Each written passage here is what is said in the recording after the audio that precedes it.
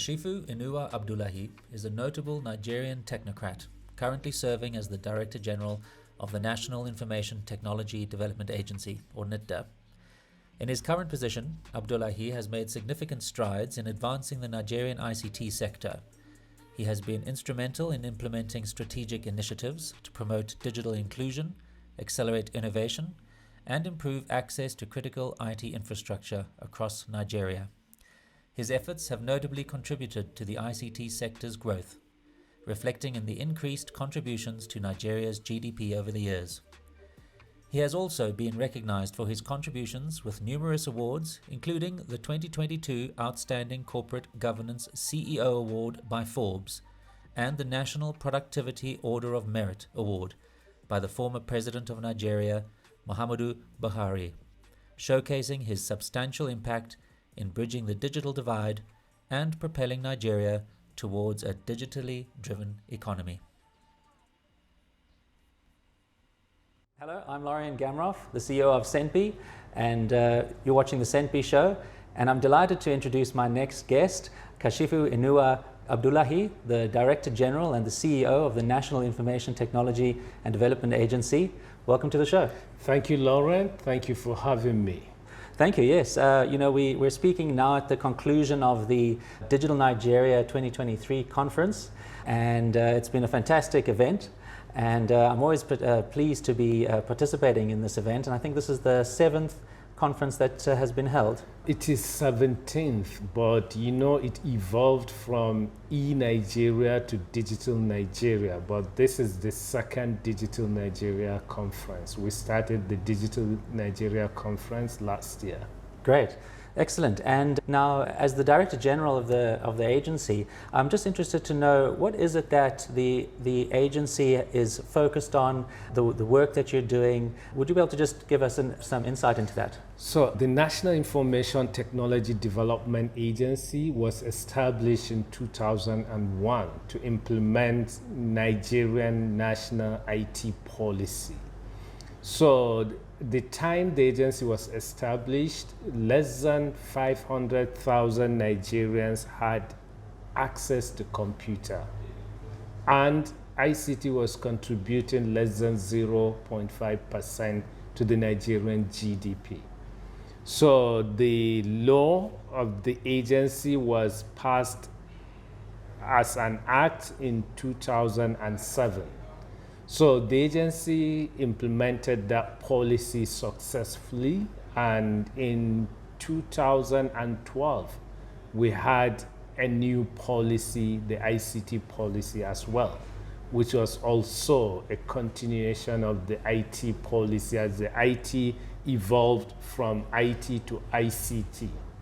Then in 2019 we had a major paradigm shift from focusing on just getting Nigerians to use IT to focusing on how Nigerians can use IT to increase productivity and create wealth and prosperity. That's when digital economy was introduced in Nigeria. And we have a new policy, the National Digital Economy Policy and Strategy. So the agency is critical to the implementation of that policy. And we crafted our strategic roadmap in 2020, which has 7 strategic pillars. Firstly, developmental regulation. Secondly, digital literacy and capacity building. Thirdly, digital transformation. Fourthly, digital innovation and entrepreneurship. Fifthly is emerging technologies. Lastly is cyber security. And lastly but not the least is promoting the indigenous content. And this year, in 2023, we have a new government. The President Bola Ahmed Tinubu came with the renewed hub agenda and also gave our ministry a mandate to accelerate the Nigerian economic diversification on by enhancing productivity in all critical sectors through technological innovation. And he added innovation to our ministry. So now the ministry is called Ministry of Communications, Innovation and Digital Economy. And the minister, Dr. Bosun Tijani, also unveiled strategic blueprint for the ministry, which has 5 strategic pillars. Firstly, knowledge. Secondly, policies. Thirdly, infrastructure. Fourthly, innovation, entrepreneurship, and capital. And lastly but not the least, trade. These policies or these strategic pillars are interwoven because knowledge is the foundation upon which countries build a robust and sustainable economy. And it empowers individuals and nations. When you have the right knowledge, you can do anything you want. And we have identified 3 initiatives under the knowledge pillar. We want to increase our digital literacy penetration level from 30% to 70% by 2027. We want to put Nigeria on the top 25 percentiles of research in 6 areas: artificial intelligence, robotics, IoT, blockchain, additive manufacturing, and the last one skipped my mind. But the most important, the blockchain and artificial intelligence. Like under blockchain, we just launched an initiative calling for Nigerians to come and do research on AI, because we want to develop artificial intelligence policy. And we want that policy to be co-created. And we want people to own that policy so that we can harness artificial intelligence for job creation and increase productivity in our critical sectors. And we have the talent. We launched an initiative under that, the 3 million tech talent program. We want to train 3 million Nigerians on 12 identified skills in demand, locally and globally. And we want to create an ecosystem, not just training people. We want to train them and place them on jobs. So we have launched the call for applications for fellow participants to apply, for training providers to apply, for partners to apply. We need big techs, we need big corporate organizations, we need development partners to all be part of it. And we need a placement organizations that can place these participants on jobs. Our target is to put 1.5 million in our local ecosystem and 1.5 million to create an enabling environment for them to live in Nigeria and work remotely for international organizations. So that's our focus today on how can we accelerate the Nigerian economic diversification by enhancing productivity in critical sectors such as agriculture, education, healthcare, transportations, logistics, any sector you might think of, even creativity, using or through technological innovation. Thank you so much. That was an incredible and insightful unpacking of what you're doing here at NITDA and the goals that you have. Obviously, it's incredibly ambitious, and being technology, it touches on so many different subjects, and it's thrilling to hear that, especially because Nigeria is a very young country, and there are millions of young people out there who just love technology and want to learn more. And so I think that Nigeria must be just ripe for this sort of goal to educate young people in all these different technological subjects?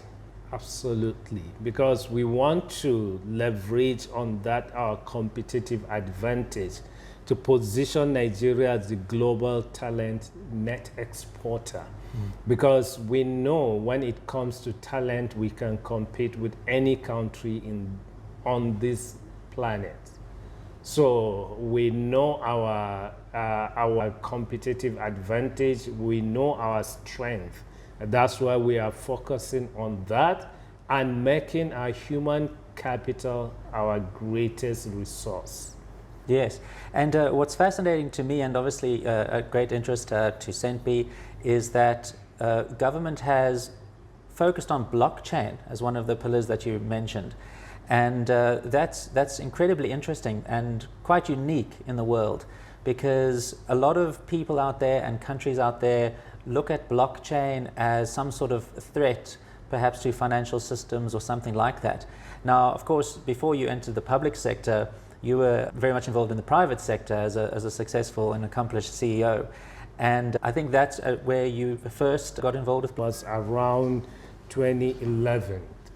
Very with early. Bitcoin, yes. I was part of the first Nigerians to get involved in Bitcoin. So we started by building our cross-border payments platform using Bitcoin. We tested it, it was working well between the UK and Nigeria. So, but because of the requirement of getting license and so on, that what really affected our take-up. And that time I was at the private sector blaming government for lack of enabling policies. And today I found myself at the government side. Therefore, I have no excuse to not fix all these challenges. That's why we started our blockchain journey officially in 2019 when we crafted our blockchain adoption strategy in Nigeria.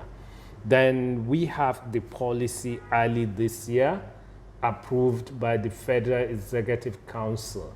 And we have a steering committee with the players from the blockchain ecosystem being part of it, working with the government to implement the policy. And also in the new strategy for our ministry, we want to put Nigeria among the top 25 percentiles when it comes to blockchain knowledge, research, and many more. Last year, we trained 32,000 Nigerians on blockchain. Some of them have started their own companies, and some have secured jobs from that training. So we want to do more. We want to position Nigeria as a leader when it comes to blockchain adoption. We are working with some companies locally to see how we can use blockchain for certificate verification. So we are hoping early next year we should have a pilot, or we should be able to do a proof of concept of using blockchain for certificate verification. Amazing. I mean, I think that's just such an inspiring story. As an entrepreneur, you saw something that was interesting and good that could provide value, but yet you hit your head against the sort of current regulatory paradigm, and instead of giving up, it seems that you decided, well, what I'm going to do is I'm going to enter into the public sector and influence it to be able to then open up the space so that you can then go and bring value to it. So I think that is an inspiring story for any entrepreneur. You shouldn't give up. Yeah, we need to have a collective leadership for everything we want to do. My belief is it is about ecosystem, and when you talk about ecosystem, no one owns the ecosystem. Government is just a stakeholder. The entrepreneurs are stakeholders, but we need one another to survive. Therefore, we need to reinvent our social contract between the government and the private sector on how to develop these technologies. That's why we are doing all this. We came up with a co-creation process for all our policies, our regulation. We don't want government to sit in the office, use armchair theory to come up with regulation or policies. We want the government to work with the ecosystem, the players who understand the technology, and even allow them to build use cases so that government can understand what kind of regulation we should put in place. Because for us, regulation is not to stifle innovation and not to be like an unnecessarily stumbling block for the startups. We look at regulation at anything, action designed to influence the market, social, or business behavior. So we work with them, we understand them, we generate intelligence within the ecosystem, and sometimes we do something without even, they will do it unknowingly, complying with our regulations. So it's not always about coming up with rules and commands for the companies to comply with. Right. I think that's tremendous. And also what's very interesting is that you mentioned that you got involved with Bitcoin right in the beginning. I mean, 2011 was, I think the world barely had even heard of it. And so when Bitcoin was created, it was created as a transparent ledger that was pseudonymous, meaning that transactions were not anonymous. You could in fact link identities. And so the nature of Bitcoin as it was originally designed by the creator was always meant to be a regulatory compliant network. And so because you got involved at that stage, it was only much later that this idea of cryptocurrencies started coming along, and all these blockchains, these anonymous kinds of blockchains that became quite prominent. And it's most likely that, and it's obviously the case, that when governments now look at cryptocurrency, they're not looking at what you were looking at, which was a network that could facilitate payments, as you said, you talked about cross-border, but not only that, could comply with the existing rules around money transfer. You could link identities and you could do auditing. So we were talking about blockchain, and you were talking about how what you are training students on is the original Bitcoin protocol, which is represented as BSV, and that's because of the nature of BSV, Bitcoin SV. It was meant to be a transparent ledger that can have transactions that are pseudonymous, meaning that we can link identities to that, and then that can fulfill all the regulatory requirements. And what was interesting is that you're saying that it's, even though it is a public ledger, because of the pseudonymous nature, it is still possible to have privacy on that ledger. And when we look at the internet today, I remember back in the 90s when I started my career, the internet was being born, the commercial internet. And I remember as a young startup trying to convince businesses to have websites and to be able to communicate using email over this public network. And I remember that there was always that reservation. They were concerned that if they were sending emails across this public network, that it could be intercepted and information could be leaked. But because we of course now know how to encrypt that information on that network, governments, corporations, they're all now quite happy to have use this public network. And the blockchain, when we talk about blockchain, in the same way that the internet became useful because it was a universal network that we could all communicate on, the idea of a blockchain that is universal as well, that can have all these use cases as you spoke about with verification and security and identity, it seems that perhaps a single blockchain public network might be the same pattern as it was with the internet. Do you think so? Yeah, I believe so, but the blockchain is quite different from internet, because internet is just network of information, while blockchain is a network of asset. Or transactions, perhaps. Transaction, yes. That transaction, you can convert it to asset. You can move, I can move my land title to you. If I send email of that land title to you, I still have the original copy with me. But in blockchain, when I move it to you, I don't have any more. And you take the total ownership of that. So you can see the difference. This is a copy, it's information I'm sharing with you. But this is asset or the ownership. So already we don't have problem with the security of blockchain. People believe that it is immutable. Nobody doubts the security. But also governments look at sovereignty. When you have litigation and so on, for example, if I move something from Nigeria to the US, like my land title, someone in the US take ownership, and when there is a need for litigation, which court should I use?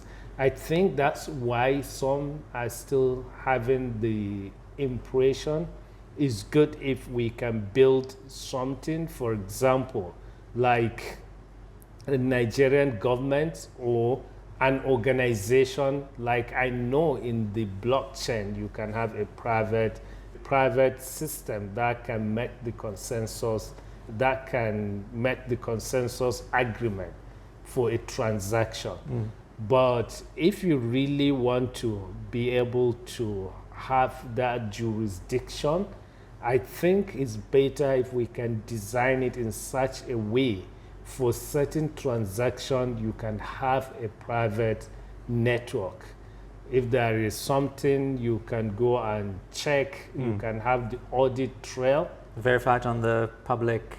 Yes, because if it is in public, it will be difficult to apply or to use any law for jurisdiction and litigation. That's one of the challenge with internet. You know, when we started mostly internet, social media, at that time, people were against regulation. If you could remember John Barlow's declaration of ungoverned or independence of internet, when he was saying internet cyberspace is an independent space, government has no jurisdiction. And even in 2003, Eric Schmidt was saying that internet is ungoverned space. But today, from 2018, when Mark Zuckerberg testified at the Congress, what he said, the question is not whether we should regulate or not, but how. Everybody agrees that we need regulation, but nobody know or have the answer on how to regulate. And that's where we need co-creation. And that's why when we are building this new technologies also, we should design with security in mind. We should design with safety brake. Like everybody is calling, they're even calling to stop the rate artificial intelligence is developed so that we can put all these safety brakes, we can put the laws in place. Because today, most of our systems, it's not system that a system engineer can sit in a room and design, because they are social systems. So you need a wider perspectives to it. For example, if you are building a system that can do security profiling, you need people that understand the civic law. Thank you, DG. Thanks for explaining all that to us. And so I guess the question is, I'm interested to know what you will be doing once you leave office and you go back to your entrepreneurial thinking. What sort of things will you be involved with? So I think to answer that is good to share my upbringing with you, because I strongly believe that still shape and influence what I do in my life. I was born and raised in a community where most of the people there are artisans. They don't go to school. But everybody in that community has a very good hands-on skills in what he does. If you are looking for the best carpenter, you come to our community. Best plumber, best electrician, anything hands-on. So we have two core values in that community, that everything you do, you need to get noticed and you need to stand out. Then, but in my family also, we have our own family core values, that my dad always pushed for us to be different and create value. As I was growing, my friends were making money, but me, I was going to school. Whenever I asked my dad, he would say no until you finish your degree. You can do whatever you want. So I grew up with these four core values. Everything I do, I need to stand out and to get noticed. And I need to be different and create value. So I was inspired by someone who repairs television and radio to study computer science. Then I started learning how to repair computer science when I was in year 200 level. Then before I graduated, I had the skills to develop websites and build systems. In Nigeria, we have what we call NYSC, National Youth Service Corps. So it's a 1-year mandatory service. You need to work with either government or private sector. So during that my service year, I was moving files from one office to another on 9 to 5 basis on daily. So I challenged myself. I went to university. I learned how to build website, how to build system. Why should I come and waste a full year moving files from one office to another? Then I asked my supervisor if he could allow me to build website for the company. He said, fine, you can do it, but you know, this is a government company. We won't pay you anything. I said, no, I don't need money. I just want to turn my knowledge into something tangible. So I used my monthly allowance to pay for domain name and hosting. I built the website. I put my contact details on it. Within 4 months, I was contacted by a private company that they need something similar. And they paid me 1.5 million to build that website for them. So what I'm trying to share with you here is my upbringing. Don't do things for money. Do something to solve a problem, to get people to notice your talent and skills and create value from it. So I strongly believe that after office, I'm thinking of having an innovation hub where we can incubate ideas, but I'm thinking to focus on deep tech startups. Startups doing research on blockchain, on artificial intelligence, on IoT, to come up with solutions that will make social and economic impact. So I'm passionate about using technology to solve problems in Nigeria and create wealth and prosperity, which I believe if I can do that, the money will come naturally. So that's my strong belief that maybe I'm still thinking, is it to go for social enterprises to achieve that? Or what is the best approach? Because building innovation hub also might not be profitable because it's not everybody that can come and pay to be trained and incubated.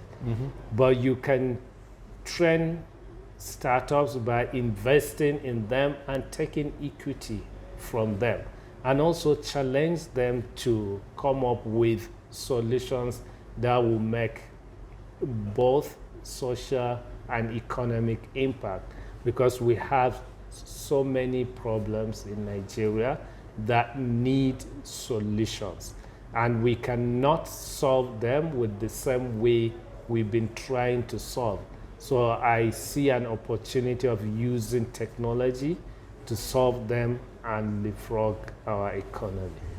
Wow, thank you so much, DG. That was an inspiring story, not just for Nigerians, young people in Nigeria, but for the world, to say that it's about that work that you put into it. In the blockchain world, we would call that proof of work. So you were recognized because you were not doing it for the money. You wanted the experience and the exposure as well. So I think that's a lesson for young people around the world. DG, thank you so much for your time. I appreciate your insights and information. Thank you. And also, I just want to say thank you for being so welcoming to me. Every time I've been here, you've been so accommodating. You know, we shared a meal at your house, and I've met your family, and it's been really just a wonderful experience coming to Nigeria. So I just want to say thank you very much for that. Thank you.